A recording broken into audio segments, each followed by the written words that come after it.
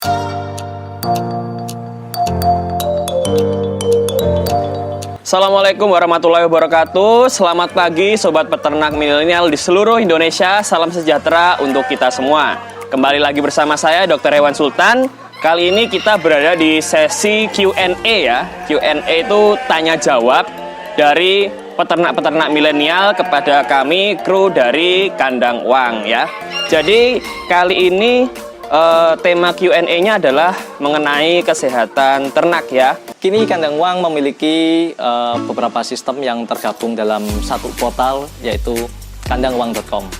Nah, di situ teman-teman bisa mendapatkan berbagai info terkait dengan artikel peternakan, video tutorial, kemudian toko online, info pelatihan gratis, dan juga info pelatihan yang ada di Kandang Uwang. Untuk mendapatkan info lebih detail lagi, teman-teman bisa lakukan login dan klik tutorial peternakan secara gratis. Oke, silahkan dikunjungi di www.kandangwang.com. Kami menghimpun pertanyaan-pertanyaan teman-teman dari channel YouTube kami, Kandang Uwang Official, dan saya dan tim sudah mengumpulkan ada 4 pertanyaan terpilih yang akan kami coba jawab dan jelaskan. Semoga teman-teman bisa menerima dan memahaminya ya. Tapi perlu saya sampaikan dulu kalau profesi seorang dokter hewan ya, terutama dalam hal kesehatan hewan ternak, baik kambing, domba ataupun sapi, itu berbeda dengan cara pengobatan secara tradisional ya. Dalam arti seperti ini, jadi dokter hewan merupakan suatu profesi yang memiliki landasan keilmuan. Ya, jadi kalau misalnya ada teman-teman peternak mengeluhkan ada ternaknya yang sakit, misalnya dok, kambing saya diare, nah kayak gitu ya, misalnya seperti itu. Obatnya apa? Sebenarnya kalau seperti itu kurang tepat ya, menurut kami para kolega dokter hewan itu kurang tepat. Karena apa? Sebagai dokter hewan yang memiliki yang sudah terekam sebagai profesi, harus memeriksa atau melihat kondisi dari hewan secara langsung. Tidak bisa hanya melalui handphone, telepon, atau melalui WA menanyakan hal seperti itu langsung tanpa kami bisa memeriksa hewannya terlebih dahulu. Itu adalah suatu yang kurang tepat, karena sebagai dokter kita harus memeriksa hewannya secara langsung supaya kita bisa menentukan pengobatan yang tepat seperti apa dan saran yang tepat untuk peternak-peternak seperti apa. Seperti itu ya teman-teman, semoga semuanya bisa memahami yang saya ucapkan. Oke, jadi kita akan membacakan 4 pertanyaan yang sudah kami pilih. Yang pertama, pertanyaan dari Mas Madi AS. Pertanyaannya, Mas, kambing bandot saya mengeluarkan darah dari indung ya. Ini bacanya indung. Nggak mau makan sudah 3 hari ya. Oke, dari indung ini saya rasa dari hidung ya. Kira-kira, oke. Kambing bandot saya mengeluarkan darah dari hidung, nggak mau makan 3 hari. Oke, baik. Jadi kalau misalnya mengeluarkan darah dari hidung itu macam-macam ya penyebabnya. Pertama, bisa karena hewannya demam. Kenapa kok bisa demam kemudian mengeluarkan darah dari hidung, atau kita nyebutnya mimisan ya. Dalam bahasa kedokteran kita menyebutnya epistaksis. Nah, mimisan ini bisa terjadi karena yang pertama demam ya. Kenapa demam bisa menyebabkan mimisan? Karena saat tubuh naik suhunya ya, suhu tubuh naik, pembuluh darah kapiler yang ukurannya kecil-kecil itu akan memecah. Nah, biasanya pembuluh darah ini sangat banyak berada di hidung. Kenapa kok hidung jadi mimisan? Karena itu tadi, pembuluh darah yang ada di hidung itu pecah semua ya. Sebaiknya juga dicek apakah suhu domba atau bandot tadi itu normal atau tidak ya.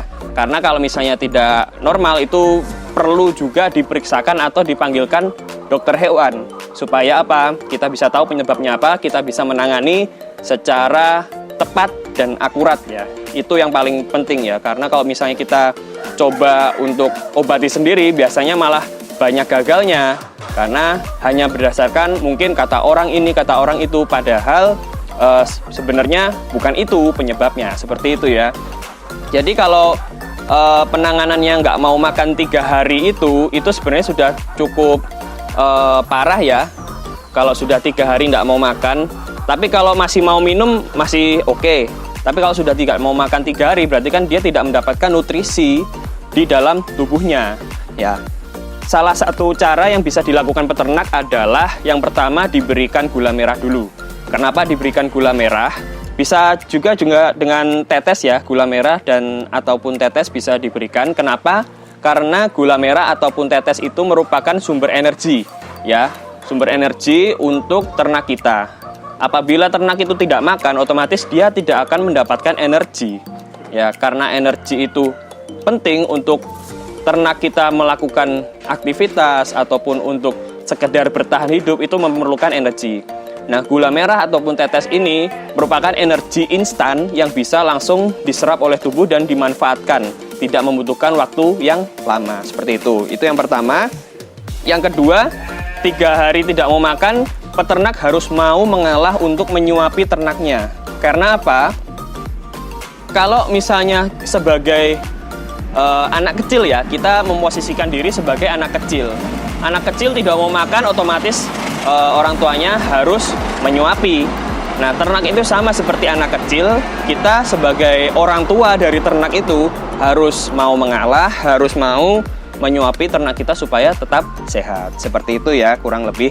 Untuk masalah darahnya saya belum bisa menjawab secara detail, cuman kira-kira penyebabnya itu demam ya. Ada satu lagi kira-kira yaitu ada yang nusuk gitu ya, itu bisa juga.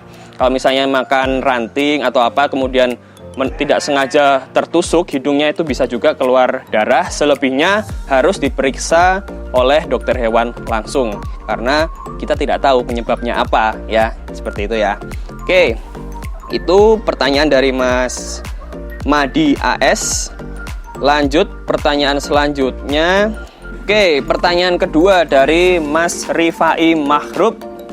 Pertanyaannya, Mas, kalau kayak yang kekurangan kalsium tadi, cara mengobati induknya gimana, Mas? Oke, jadi penyakit kekurangan kalsium ya, itu sering sekali terjadi pada ternak yang dimanfaatkan susunya, atau ternak perah ya, seperti sapi perah ataupun kambing perah, dan juga induk yang menyusui. Ya, perlu dicatat karena apa? Kalsium itu salah satu fungsinya adalah untuk penghasil susu. Ya, komponen kalsium itu juga dikeluarkan melalui susu. Dan lagi kalsium itu juga diperlukan oleh induknya untuk bermacam-macam proses metabolisme tubuh. Nah, kenapa kok bisa kekurangan kalsium? Pertama, gak diberi asupan kalsium, ya. Atau pakan yang diberikan itu asupan kalsiumnya terlalu sedikit, ya. Nah, itu penyebabnya ya, biasanya itu saja.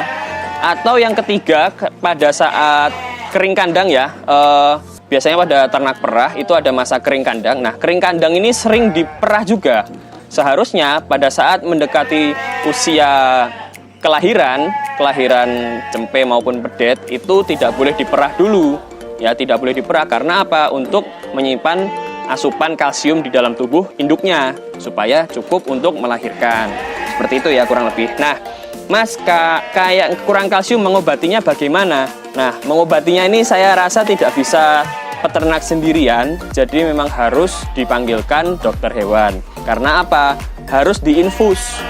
Infusnya pun juga menggunakan infus yang mengandung kalsium. Atau bisa juga diberikan preparat injeksi berupa kalsium dan mineral yang lainnya. Itu ya, jadi harus dengan dokter hewan atau dengan resep dokter hewan. Saya rasa untuk memasang infus pun juga susah ya.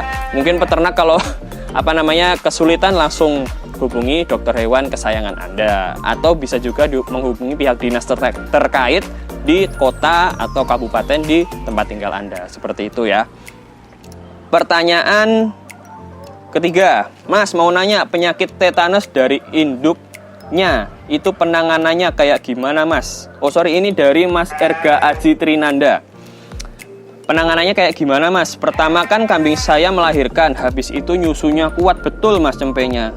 Lah, tapi kok malah semakin lemes, Mas, dan lama-lama malah gak bisa berdiri dan ujung-ujungnya mati, Mas. Itu penanganannya kayak gimana Mas? Kalau katanya orang itu penyakit tetanus dari induknya, kata orang ya. Oke, gimana Mas penanganannya Mas? Minta solusinya. Oke, jadi penyakit tetanus itu adalah penyakit yang berasal dari lingkungan ya. Saya harus tanya dulu, apakah pada saat kelahiran pusarnya itu disterilisasi atau tidak menggunakan minimal betadine ya. Harus disterilisasi karena apa? Bakteri tetanus itu bisa naik melalui pusar dari si cempe. Jadi perlu diketahui kalau tetanus itu tidak berasal dari induknya ya, tapi berasal dari lingkungan yang menginfeksi cempenya. Seperti itu ya. Kalau misalnya tetanus dari induknya, harusnya induknya pun juga mati. Seperti itu ya. Jadi bukan dari induknya tapi dari lingkungan. Pertanyaannya apakah sudah disterilisasi? Sudah disterilisasi atau belum pusar dari cempenya yang baru lahir itu ya. Itu yang harus dievaluasi karena itu adalah sebuah SOP pada saat kelahiran cempe yang baru lahir. Seperti itu ya. Jadi lingkungan pun juga harus diperhatikan kebersihannya ya. Seperti itu ya. Penanganannya sih saya rasa kalau tetanus itu ketahuannya pada saat sudah fase yang kritis. Jadi kalau bagi dokter hewan itu harus ditangani secara intensif ya, diinfus, diberikan obat-obatan segala macam. Kalau misalnya berkenan, sebaiknya dibawakan ke klinik, kemudian dirawat dengan intensif. Seperti itu ya, tapi kalau misalnya dibawa ke klinik juga agak susah, seperti itu ya. Oke, itu tadi dari Mas Erga Aji Trinanda. Selanjutnya pertanyaan terakhir. Oke, dari Mas Nuri Sitorus.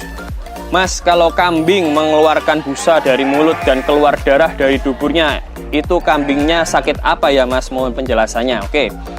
Kambing mengeluarkan busa dari mulut ya. Saya sering sekali mendapatkan kambing atau domba itu mengeluarkan busa dari mulut ya.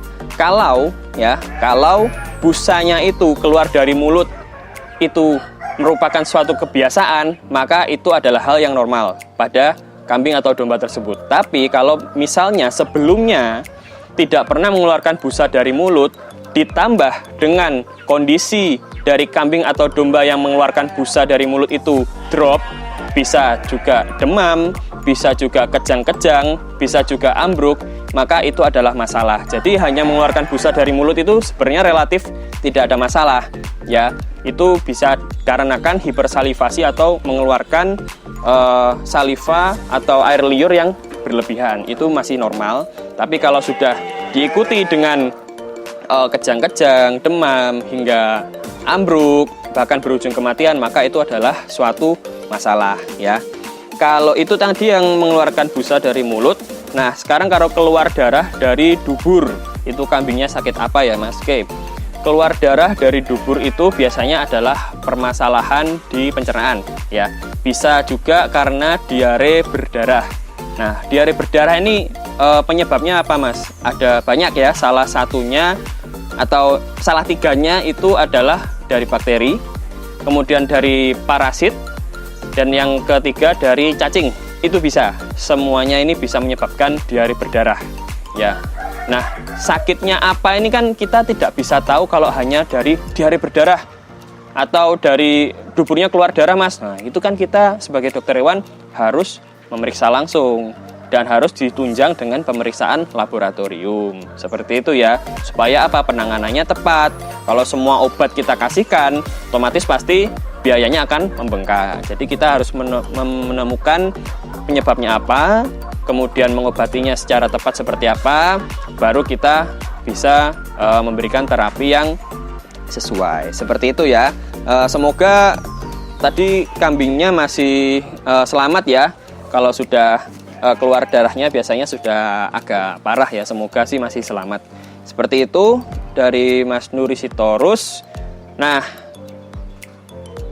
ada lagi ternyata teman-teman. Ada 5 pertanyaan ya. Ini dari Mas Riswanto Permen. Mas, bagaimana penanganan kambing hamil yang kembung? Apakah permetil aman diaplikasikan untuk kambing yang sedang hamil? Jadi permetil atau obat-obatan anti blood itu sebenarnya relatif aman karena efeknya hanya lokal ya di dalam lambung atau di saluran pencernaan ya. Jadi relatif aman.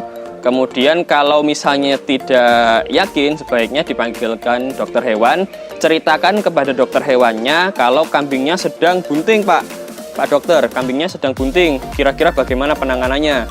Ya, itu jauh lebih aman lagi karena dokter hewan bisa mempertimbangkan obat apa yang aman atau obat apa yang bisa diberikan kepada kambing bunting tersebut ya. Semoga sudah sembuh ya kembungnya sekarang ini.